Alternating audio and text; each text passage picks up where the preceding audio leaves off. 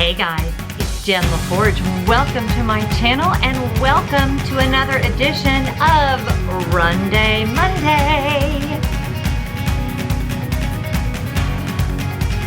If you watched last week's Runday Monday, I was in Walt Disney World and I had just had a fabulous run the day before on the boardwalk. It was such a great run. I had so much fun. I hope that you'll go and check that out.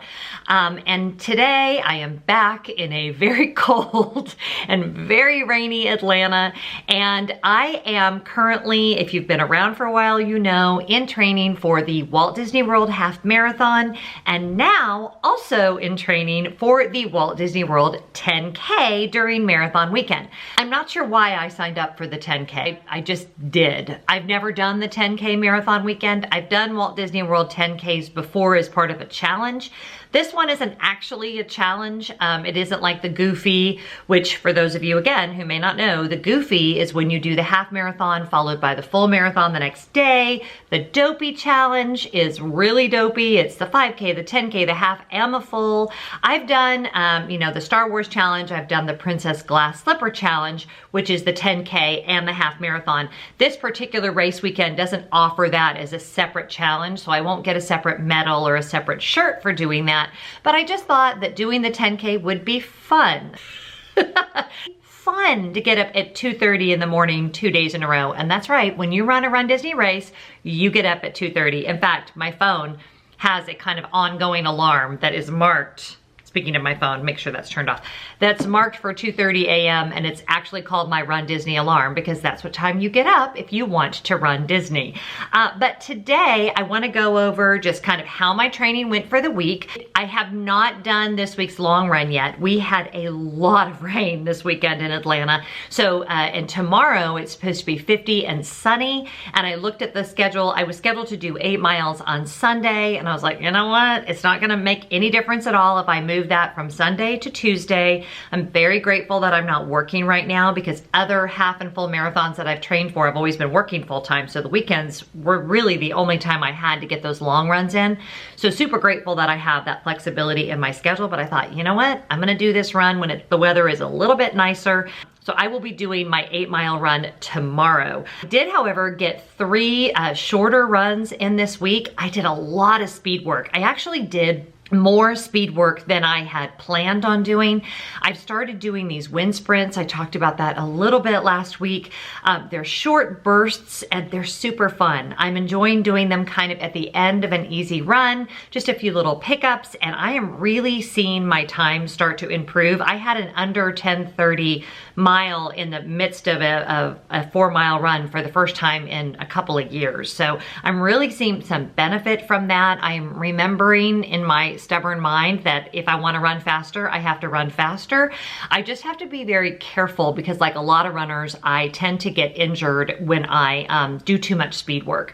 Anyway, yeah, I'm super excited about the 10K. I really, really am. Those of you who watch regularly know that I didn't run the Turkey Trot 10K because the part of the race course was flooded and I decided that sounded like a prescription for injury. So I really am so well trained for a 10K, so I am really pumped about that. But what I want to talk about today is particularly those of you who are not exactly where you want to be in your training. I want to give just a couple of words of wisdom, some things I've learned over the years. It's hard if you're training for a January race and you are a parent and you have a job and you have children and there is so much going on. You're trying to bake and wrap and shop and it's a crazy busy time of year anyway. And then when you add training, whether it's for the 5K, 10K, half marathon, full marathon, into the midst of all of that, it's a challenge. Like there's no two ways about it. It is a major challenge. My kind of rule of thumb, if I get 70% of the runs in on any given training plan, I feel good to go. You are going to miss training runs. You're going to miss them this time of year because of ice. You're going to miss them. I know a lot of you live where it snows and you can totally run on the snow if you have the proper gear, but ice is a whole nother situation, right? If you're running in ice, you have you run the risk of injury and then you're not going to be able to run at all. So weather can take you out. I don't know about you, I don't really enjoy doing a 20-mile run on a treadmill. You can, It's not my favorite thing. You know, there's illness, just life gets in the way. For example, my mom is here right now and she's super supportive of my running, but that's just one more thing that takes, she also watches the channel. Hey Mom. It's just one more thing that takes up a lot of time. So the number one thing I wanna say to you, if you're not quite where you wanna be with your training at this stage, whether it's for the Disney race or some other big race you have coming up, number one is don't beat yourself up. Accept the reality of where you are right now. Reassess, don't beat yourself up. That is absolutely pointless and worthless and a complete waste of your precious, precious energy. So whatever has happened up until this moment when you are watching this video, we are just gonna pretend that that is a balloon and we're gonna cut it off and it's gonna float away and we are gonna move forward from this moment on because you can't do anything about it. So stop going, oh, I should have, I wish I had, if only I had, you know, set that alarm for earlier or done this. It's over. Doesn't matter. It's over. There's nothing you can do about it. Pull out a big old bucket of grace and pour that on yourself. Forgive yourself for what has not happened the way you wanted it to up until this point, the majority of which was probably outside of your control. And let's move forward from where we are right now. So if you really aren't where you want to be distance-wise, I'm far less worried in my own training. And again, I am not a running coach. I'm not certified to talk about this for any other reason other than I have trained for dozens and dozens of half marathons and about 5 full marathons. And I've been there, okay? I've walked in your shoes. So maybe you had hoped to be more at like 8 miles because you're training for the half marathon like I am and you're only running 5 miles. So let's reassess where we are. There's kind of an unwritten rule that most of us follow. Don't try to make up miles. So if you missed, for example, your 5-mile training run, don't try to fit it in somewhere. Just go to the next distance and slow way down and complete the next distance. If you are doing the run walk method, which that is Jeff Galloway's way to run, I will put a link below like I always do to Jeff Galloway's website so you can do all the research on that. There's also a great book about the run walk method on Amazon and I'll put a link to that below as well. If you are doing the run walk method, a really great way to increase distance without hurting yourself is to increase your walking time. So for instance, right now I'm doing 1 minute and 30 of running and 30 seconds of walking on my long runs.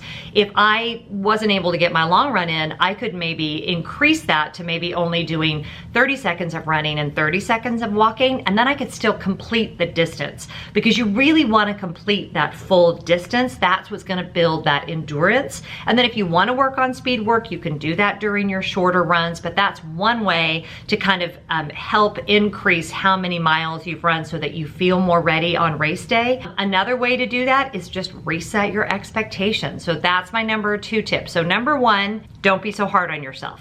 You are all too hard on yourselves. Number 2, reset your expectations. If you were hoping to run this for time and maybe to get a PR, which I never recommend running a Disney race for time anyway, but let's say you wanted to run this for time, maybe reset your expectations and change that to now I just want to finish. If your goal was just to finish, then maybe reset your expectations of how much walking you're gonna need to do. There are a lot of different ways you can kind of step down what your expectations were. I know it's disappointing to maybe not feel like you're not gonna get the race that you wanted, but you know what? It's so much more important that you enjoy your time with your family and that you show up to the start line healthy, not injured, that you have a good solid race and that you finish feeling good and able to enjoy the rest of your day, especially if it's a Walt Disney World trip. You wanna be able to enjoy your time in the park. So reset your expectations.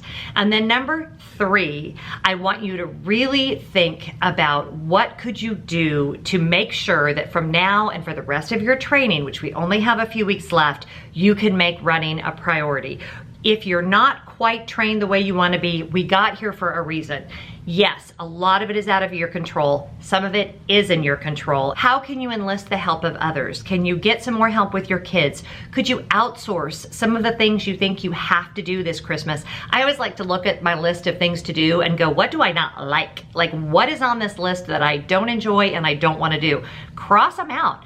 You don't like doing holiday cards? Don't do holiday cards. If you usually bake 4 kinds of cookies, bake 2 kinds of cookies. Enlist your spouse's help more. A lot of times I think we don't get the help that we want because we're waiting for somebody to offer it to us. And you know what? That may not happen. You may need to send, I like to do this over text message. You can do it over emails to say, listen, I am overwhelmed, I could use your help, and here are 3 tangible things that you could take off my plate that would give me some margin, that would allow me to get my running in, maybe get some sleep, maybe have a little bit extra time to really enjoy this holiday. And I think that applies whether you're training for a race or whether you're just training for the race of life. So enlist others to help you. So if you're not quite where you want to be, guess what? You are not alone. There are a whole bunch of us that are struggling with weather, with obligations, with family, and we're all just trying to work toward the same goal, which ultimately is to be healthy, happy runners and to really enjoy our race. So I wanted to end today with just recommending to you guys, if you've made it to this part of the video, you're probably someone who is really interested in Run Disney. I want to recommend a couple of YouTubers that I will link below that I really, really like. I like Heather Jergensen's YouTube channel. She also has a blog. I like Joyful Miles. That's actually a group of girls that do that channel. They have some great running and Run Disney related information. Also check out Rez Runs. He has a fabulous channel and he actually does a lot of running along the courses with you. Rez is actually seen and paired, and he is so inspirational to me just to realize what he overcomes to get out there on the race course. I had the privilege to meet him during the Star Wars race last year. So I will link all 3 of their channels below, and I hope that you will go and check them out if you're looking for even more running inspiration. If you like this video, please like, comment, subscribe, and hit that little bell notification. I talk about running, but I also talk about Disney and travel and homemaking and all kinds of awesome things. So I'm really glad that you're here. I hope you have a great day. I hope your holiday season is going well, and I hope you run in a happy and joyful way. Have a great day. Bye-bye.